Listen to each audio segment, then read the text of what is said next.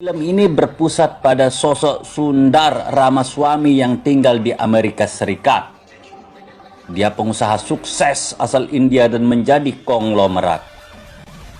Sundar bukan sembarang pengusaha. Dia Taipan yang ditakuti dunia. Banyak perusahaan yang tinggal nama setelah berurusan dengannya. Pada saat pemilihan umum di kampung halamannya, Sundar datang dan pesawat pribadi ke India. Maklum saja, dia orang kaya.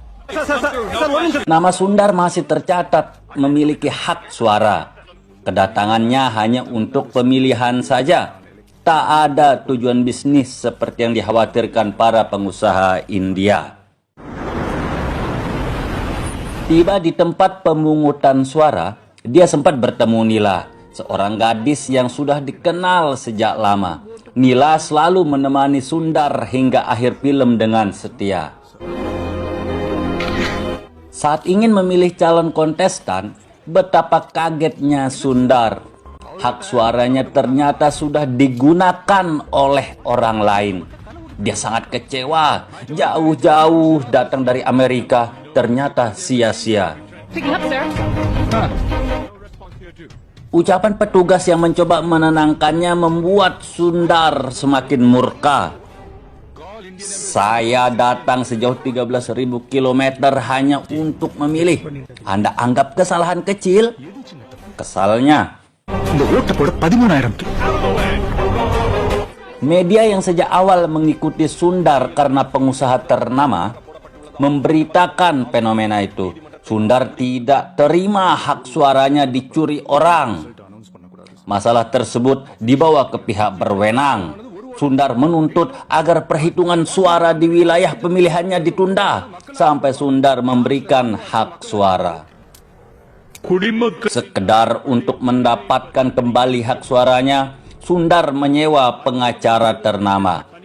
Setelah banyak bicara, akhirnya tuntutan Sundar pun diterima.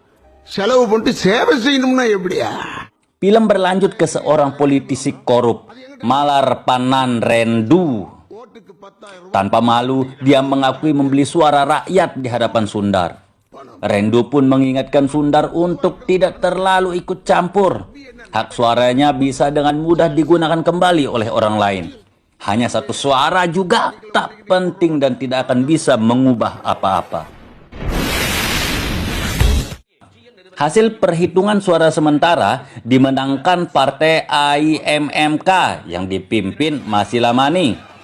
Selaku penguasa, Partai AIMMK menggunakan cara licik untuk memenangkan pemilu. Instrumen negara dan pengaruh dimanfaatkan. Masilamani akan menjadi Ketua Menteri Tamil Nadu untuk ketiga kalinya jika menang lagi. Kemenangan selama ini tidak lepas dari konsultan politik partai, anak kandung Masilama sendiri, Komalapalli, yang tinggal di luar negeri. Komalapalli yang mengetahui sosok Sundar mengingatkan pamannya Rendu jangan sampai main-main dengan Sundar. Sangat berbahaya dan bisa terbakar. Sementara itu, dikabulkannya tuntutan Sundar membentuk kesadaran publik. Rupanya bukan hanya Sundar yang kehilangan hak suara. Banyak pemilih lain juga mengalami hal sama. Namun selama ini mereka tak berbuat apa-apa karena merasa hak suara tak begitu istimewa. Masyarakat kemudian ramai-ramai menuntut keadilan. Jika hak suara Sundar dikembalikan, hak mereka juga seharusnya bisa didapatkan. Namun untuk mendapatkan keadilan, butuh pengacara yang harus ikut memperjuangkan.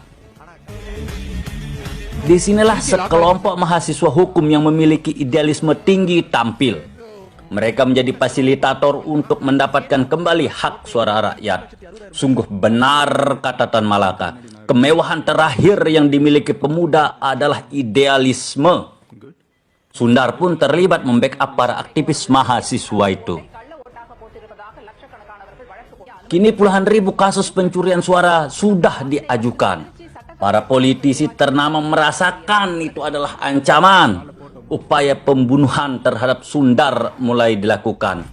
Namun jauh dari keberhasilan. Sundar memang benar-benar bukan pengusaha sembarangan. Film berlanjut ke sosok pria yang telah memilih atas nama Sundar. Dialah Kaushik, si pemabuk yang dipelihara dan diupah penguasa. 6,000 plus 200 dicakan, Mas. Banyaknya suara rakyat yang dicuri membuat Mahkamah Agung bukan hanya menunda perhitungan suara di wilayah Sundar saja, tapi juga membatalkan hasil pemilu. Naasnya, keputusan pembatalan dilakukan tepat pada saat Masilamani akan dilantik sebagai Ketua Menteri Tamil Nadu. Tentu saja perih dan getir rasanya, patah hati tingkat dewa, mungkin seperti orang diputus cintanya secara sepihak dan mendadak. Pemilihan ulang dijadwalkan berlangsung dalam 15 hari ke depan. Komalapalli menyarankan ayahnya untuk membuat kerusuhan. Sundar juga harus dibunuh agar tak ada lagi sumber gangguan. Sundar sendiri tak ingin langsung meninggalkan negaranya, tak tega melihat tanah kelahirannya, di mana kesengsaraan merajalela, sektor pertanian, pendidikan, kesehatan, pelayanan publik, semuanya dalam kondisi memprihatinkan.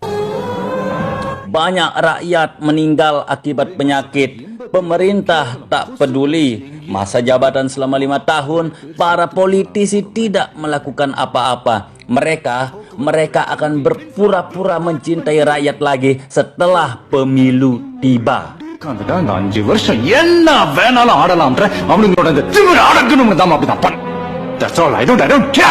Di tempat lain, kerusuhan benar-benar diciptakan akibat pembatalan hasil pemilu. Salah satu target kerusuhan sebenarnya mencari dan membunuh Sundar. Menyadari dirinya diincar, Sundar bukannya bersembunyi. Dia justru mendatangi kantor partai AIM MK. Di sana, Rendu begitu angkuh dan yakin partainya akan tetap memenangi pemilu. Keangkuhan Rendu memancing kesombongan Sundar keluar. Rendu, bagaimana Anda bisa begitu angkuh walaupun berada di tempat kedua?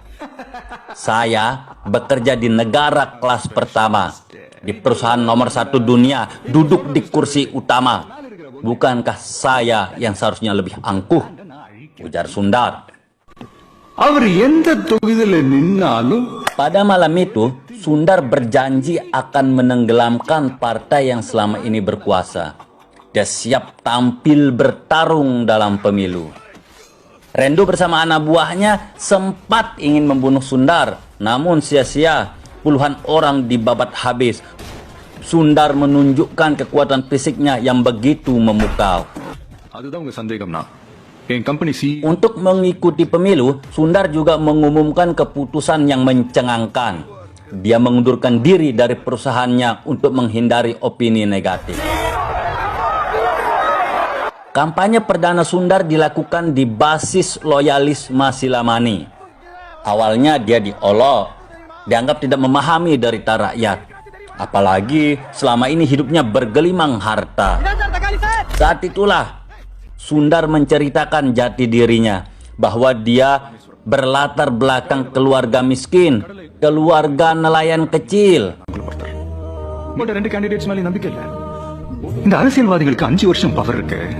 Hidupnya susah, apalagi ayahnya meninggal dunia ketika akan pergi menggunakan hak suara. Kesuksesan yang diraih saat ini setelah melalui perjuangan yang begitu panjang, kerja keras yang tak mengenal lelah. Setelah mengetahui latar belakang Sundar, masyarakat mulai lebih memahami, lebih tenang dan mau mendengarkan Sundar. Masalah pun banyak diungkapkan oleh rakyat. Sundar menilai Masilamani sebagai incumbent yang harus menjawab setiap masalah itu. Apalagi Masilamani sudah 2 kali menjabat kepala menteri. Sundar pun langsung ke lokasi acara Masilamani bersama pendukungnya. Kepada Masilamani, Sundar berjanji akan mundur dari pencalonan jika masalah rakyat diselesaikan. Terdapat 32 masalah rakyat. Namun, bukannya ditanggapi serius, Silamani justru menertawakan Sundar. Kecewa dan murka, Sundar berjanji bukan hanya dirinya akan bertarung melawan partai penguasa. Semua dapil harus ada orang jujur untuk menyelesaikan langsung masalah rakyat. Masilamani marah karena ditantang. Polisi diperintahkan untuk memukuli Sundar dan pendukungnya. Kejamnya polisi. Pria, wanita, anak kecil, orang tua dipukul juga. Sekali lagi ya, ini menyentil fenomena di India, bukan di Indonesia. Hahaha. Semangat rakyat untuk memiliki pemimpin budiman tak lekat oleh pukulan. Mereka tetap ingin melawan. Sebuah rusun pun dijadikan sebagai pusat pergerakan. Orang-orang jujur mulai dikumpulkan. Suatu hari, Sundar mendapatkan sebuah video di mana video itu berisi orang-orang yang berusaha mengungkap kejahatan Masilamani dibunuh secara misterius, termasuk meninggalnya seorang wartawan bernama Muthu Kumar. Sundar berencana untuk mengungkapkan rahasia itu ke publik agar kedok Masilamani terbongkar. Sementara itu, Putri Masilamani, Komalapalli pulang ke India. Situasi yang semakin mengkhawatirkan membuatnya meninggalkan Kanada dan datang langsung ke India. Komalapalli, sosok wanita keji. Melalui ayahnya, dia merusak reputasi Sundar. Menyebut keikutsertaan Sundar dalam pemilu hanya untuk mendapatkan uang. Dua korporasi besar berada di belakangnya. Bukti akan segera diungkap ke publik. Bukti yang dimaksud sebenarnya tidak ada. Untuk meyakinkan publik, dia merekayasa sebuah kecelakaan untuk dirinya sendiri. Kemudian sengaja membuat adegan kecelakaan tersebut terekam CCTV. Seseorang yang sudah diatur berpura-pura mengambil dokumen berisi bukti kebusukan Sundar. Komalapalli memang brilian. Simpati publik pun didapatkan. Niat Sundar kini mulai diragukan, namun masih ada yang membahayakan. Sundar memiliki video bukti-bukti pembunuhan. Sungguh tega tak terkira. Komalapalli memilih untuk membunuh ayahnya. Seorang ayah dijadikan tumbal untuk mendapatkan simpati rakyat jelata.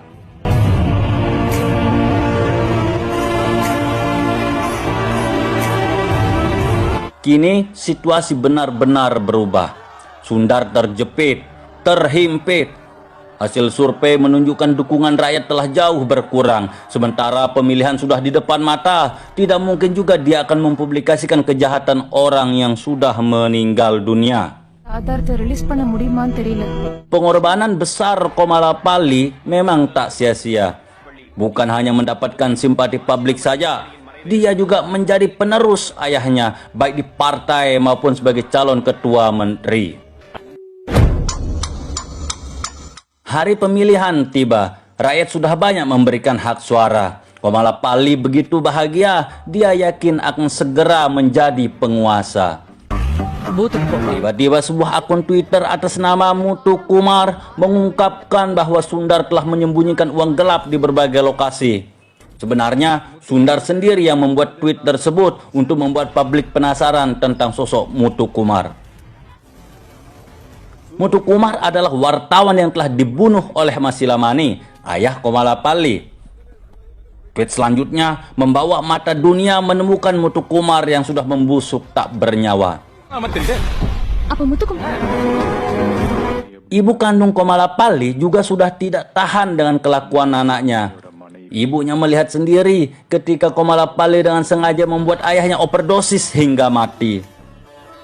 Rahasia itu pun diungkap kepada Sundar agar publik tahu kejamnya Komalapalli. Memang tadi prediksi, ancaman baru bagi Komalapalli justru datang dari ibunya sendiri. Mengetahui hal itu, Komalapalli panik. Sungguh dia adalah politisi wanita gila. Komalapalli juga ingin membunuh ibu kandungnya. Rahasia harus ditutup rapat. Namun Sundar berhasil menggagalkan tindakan keji itu. Disiarkan live melalui Facebook, ibunya mengungkapkan fakta tentang kematian Masilamani yang dibunuh anak kandungnya sendiri. Ibunya tak ingin Komalapalli yang kejam bengis menjadi penguasa.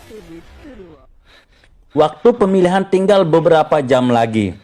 Sundar juga berbicara melalui Facebook agar seluruh rakyat keluar datang ke TPS menggunakan hak suaranya.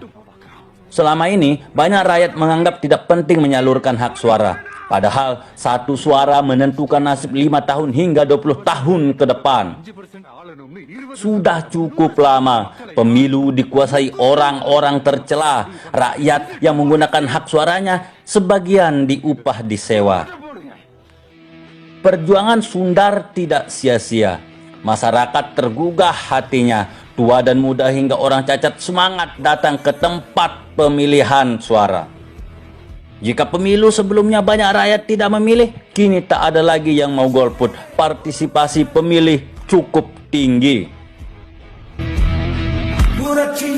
Akhirnya Sundar memenangkan pemilu untuk 210 dapil Tamil Nadu. 210 MLA.